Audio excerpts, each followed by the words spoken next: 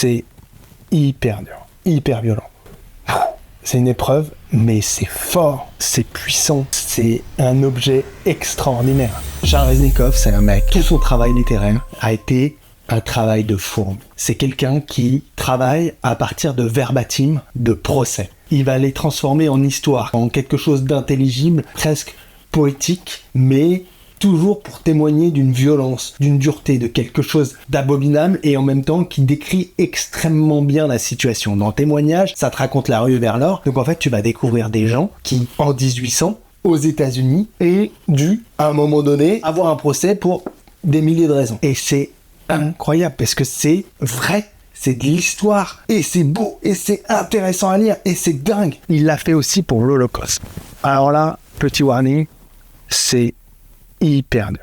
Le SS de la fosse lançait un cri à son camarade et il en comptait 20, désormais complètement nus. Il leur disait de descendre les marches de glaise creusées dans la fosse. Ils devaient marcher sur la tête des morts, là où le soldat leur disait. C'est un auteur extraordinaire et c'est des livres extraordinaires. Lisez ça, offrez ça. Incroyable. Et puis ça, vous pouvez le coupler, Témoignage, parce que ça raconte vraiment, et on comprend un peu mieux les États-Unis, la violence, de comment ça s'est construit grâce à Charles Reznikov.